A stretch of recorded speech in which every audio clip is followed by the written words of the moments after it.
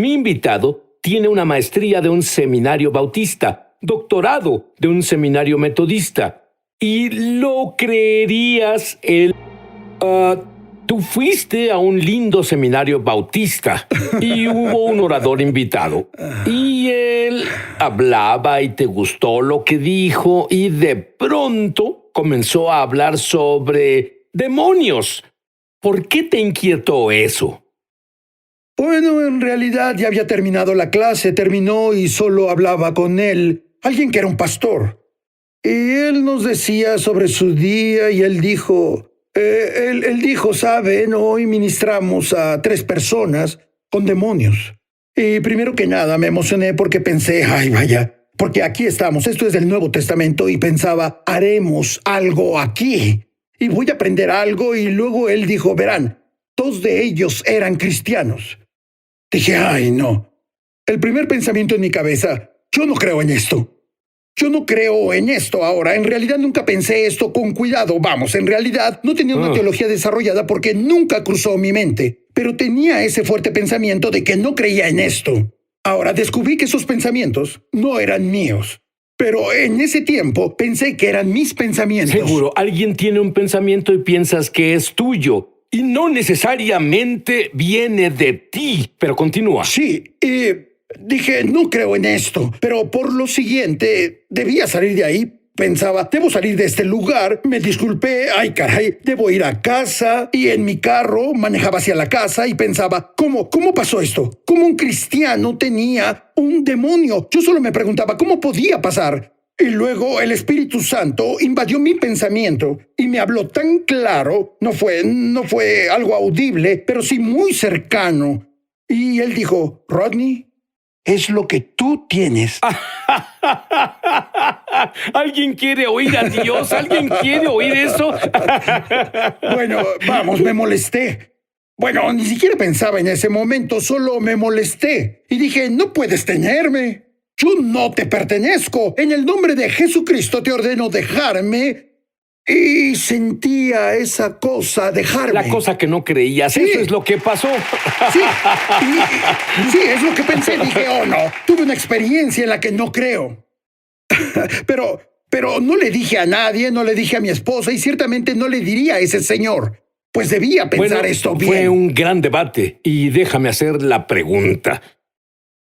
Bueno, de frente. ¿Puede un cristiano tener un demonio? Bueno, yo lo tuve. Y soy un cristiano. Pero una de las cosas en las que tuve que trabajar en realidad es el lenguaje que hay en el Nuevo Testamento. Porque esa palabra posesión demoníaca, esa palabra posesión en realidad no es una buena traducción del griego original. ¿Qué debe ser? Debe ser una persona tiene un demonio. Es la palabra como el sujeto, el verbo hace eco, y luego en realidad el demonio. Así que una persona tiene un demonio Entonces debe ser un cristiano, tiene una enfermedad. Sí, una persona de hecho se usa así. Un cristiano tiene una enfermedad. Juan el Bautista tenía un abrigo de camello. Verás, María tenía un hijo. Es así, una persona tiene esto. O una persona tiene una ofensa. No es que el demonio tuviera a la persona.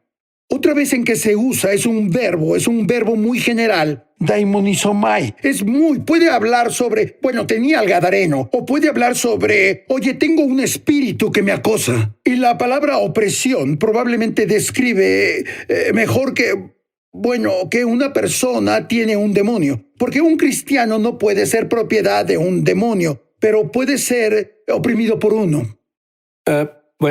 Es una línea fina. Algunos dicen que un cristiano no puede tener un demonio en su espíritu, pero de seguro pueden tenerlo en la carne, tal como se enferma. Sí. En la carne. ¿No es pecado? No es pecado si puedes deshacerte de él y no hacerlo. Sí. Si lo mantienes el resto de tu vida. Así es.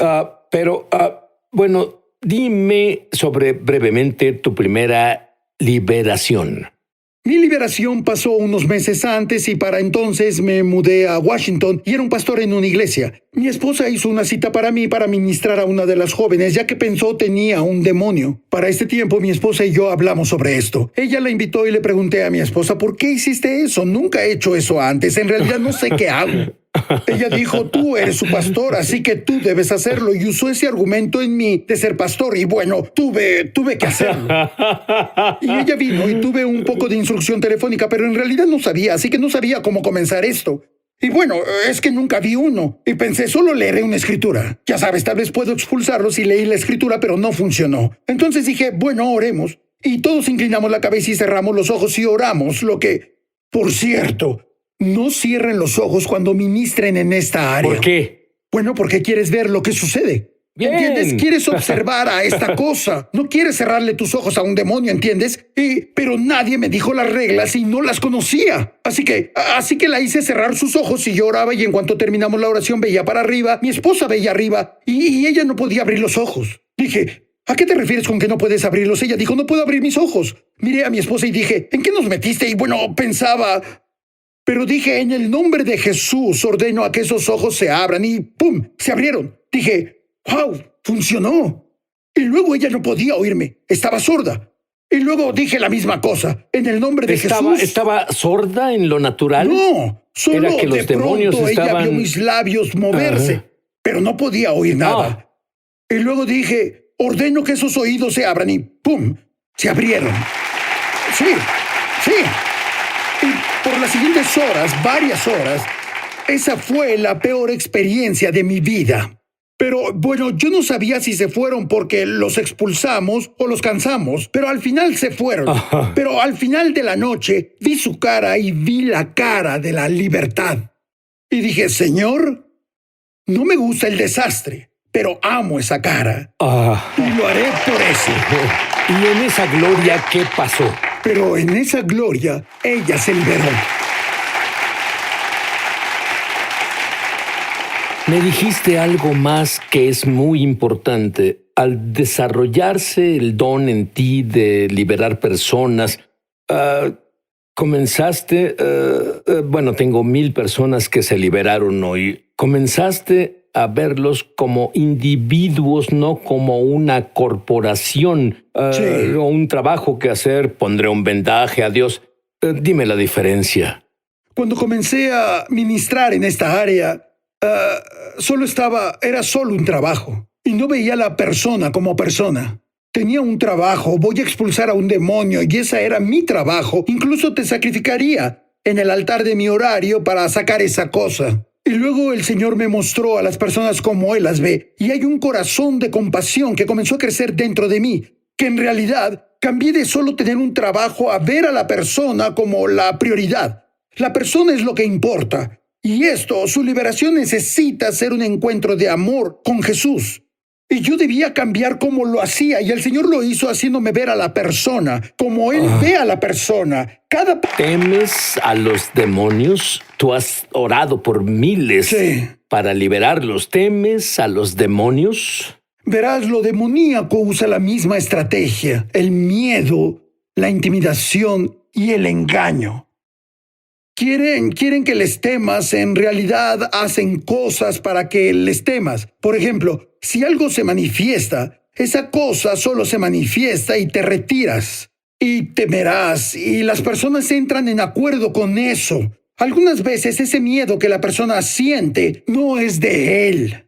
Es un miedo que se proyecta en ellos por ese espíritu. Y tienen ese sentir: debo salir de aquí, debo huir porque esto me asusta, porque no reconocen, no experimentan la autoridad de Dios. En realidad experimentan eso. Una de las cosas que creo que es importante cuando ministramos en esta área es que hay que exponer la autoridad que está dentro del creyente. En el libro de Hechos y los Evangelios hay un proceso en que una liberación pasa cuando tengo la autoridad de Jesús y brindo el reino de Dios a un lugar. Así que la forma es que en esta modalidad soy yo, con la autoridad de Jesús, avanzando el reino, brindando su reino a un lugar. Los demonios se manifiestan y nosotros los expulsamos. ¿Y qué haces cuando tú eres el que siente el temor? Bueno, básicamente eso para mí es una señal que ya estás vencido. Porque me mostraste que jugaste tus cartas. Estás ahí y ahora sé que estás ahí. Muchos cristianos, debido a la ignorancia, Sí. tienen puertas abiertas. Sí. Dime sobre esas puertas abiertas. Bueno, en Efesios capítulo 4, versículo 27...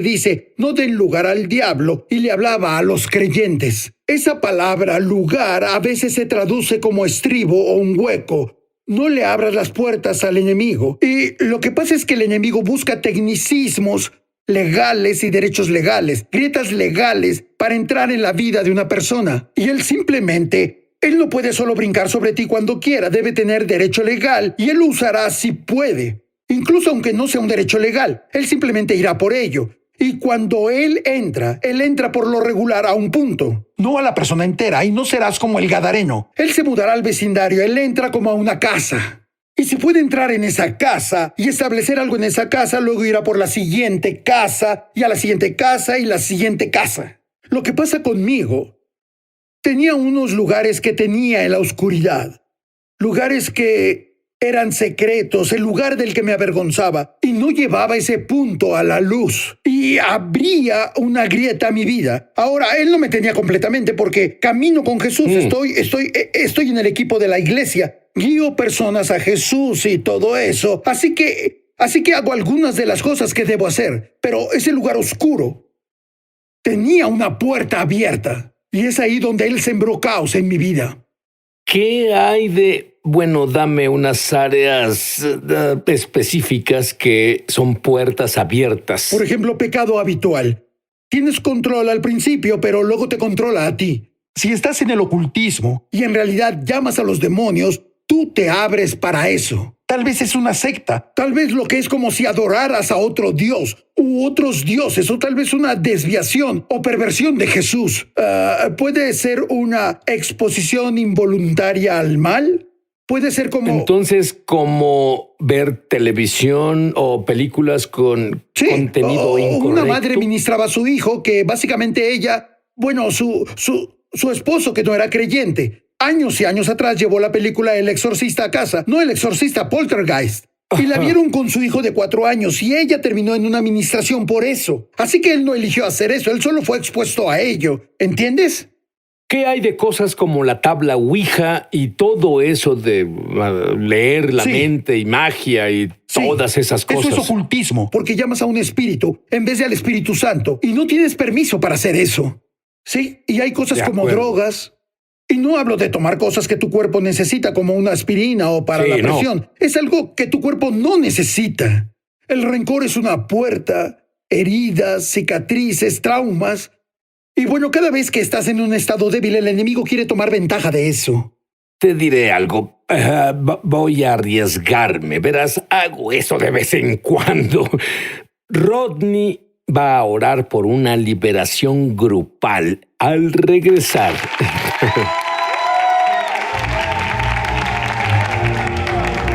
Ya volvemos a su programa Es Sobrenatural.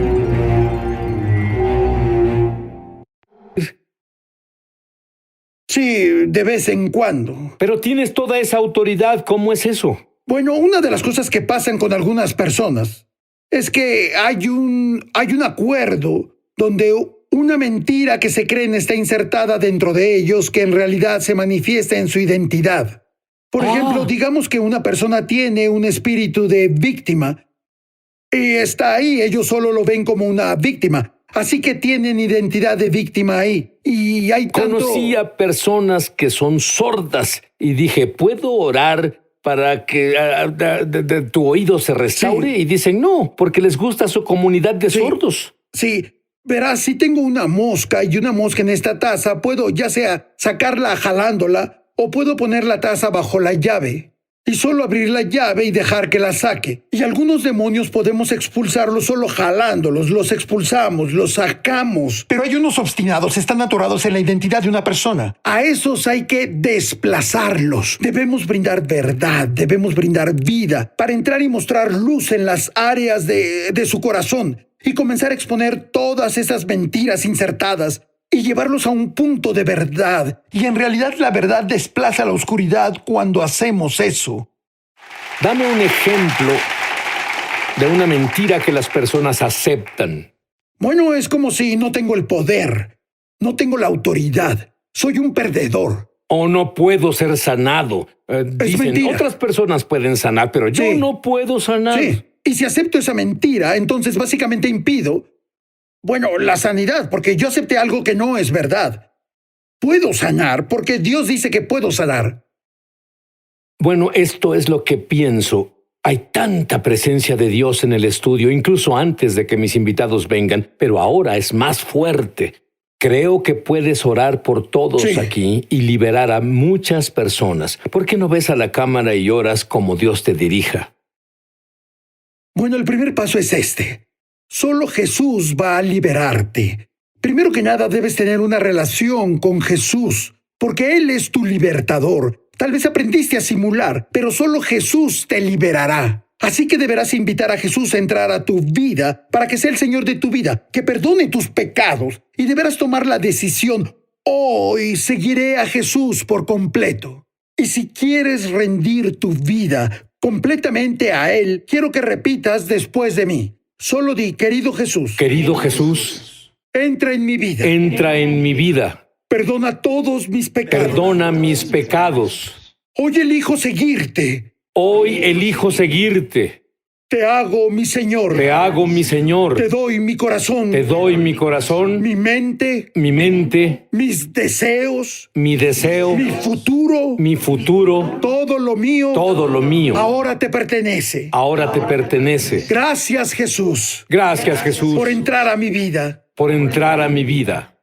Ahora, si dijiste esa oración, sabes que Jesús vino a tu vida. Ahora, Colosenses capítulo 1, versículo 13 dice esto, que Dios nos liberó del dominio de la oscuridad y nos trasladó hasta el reino de su Hijo. Entonces la oscuridad no tiene más poder sobre ti. Y si dijiste la oración, o tal vez ya conoces al Señor desde hace un tiempo, pero te encuentras atado, solo quiero que sepas que es tu derecho nato ser libre, porque no estás en ese dominio más. En realidad estás en el reino de Dios, el reino de su Hijo. Y ahora que Cristo está en ti, es tiempo de ejercer tu autoridad. Así que quiero que repitas después de mí: soy hijo del Rey. Soy hijo del Rey. Todo lo que Jesús compró y pagó Todo lo que Jesús compró y por lo que es pagó mi herencia. es mi herencia. Estoy unido con Cristo. Estoy unido con Morí Cristo. con Él. Morí con Él. Fui enterrado con Él. Fui enterrado con Él. Resucité con Él. Resucité con Me Él. senté a la derecha del Padre, Me senté a la derecha del Padre, sobre toda potestad, sobre toda todo potestad, dominio, todo dominio, todo poder, todo poder, todo nombre que es todo nombrado. nombre que es nombrado, no solo en no esta solo era, en esta era, sino en la que sino viene. en la que viene. Por lo tanto, tengo autoridad sobre la carne. Tengo autoridad sobre Tengo la autoridad carne, sobre el pecado. tengo autoridad sobre el Tengo autoridad pecado, sobre lo demoníaco. tengo autoridad sobre lo Tengo demoníaco, autoridad sobre la enfermedad. tengo autoridad sobre la Y enfermedad, debido a que tengo autoridad con Jesús, y debido a que tengo autoridad con rompo Jesús, toda misión del infierno contra mí. rompo toda misión del infierno contra mí, Rompo toda maldición contra mí. rompo toda maldición contra mí, Rompo cada maldición que viene desde mis rompo cada ancestros. maldición que viene desde mis ancestros, Rompo cada maldición que venga del mundo a mi rompo cada alrededor. maldición que venga del mundo a mi alrededor. Rompo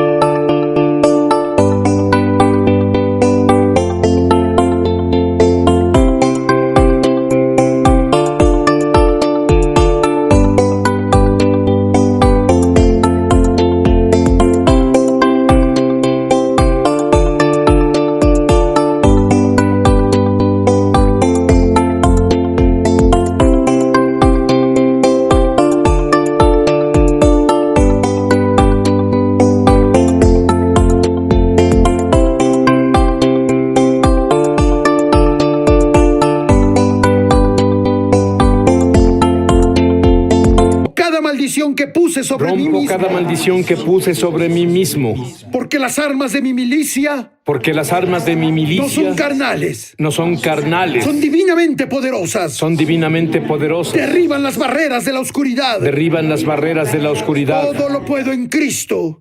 Todo lo puedo en el Mesías, Porque el que está en mí es más poderoso porque el que está en mí es más poderoso que el que está en el mundo. que el que está en el mundo. Amén. Amén.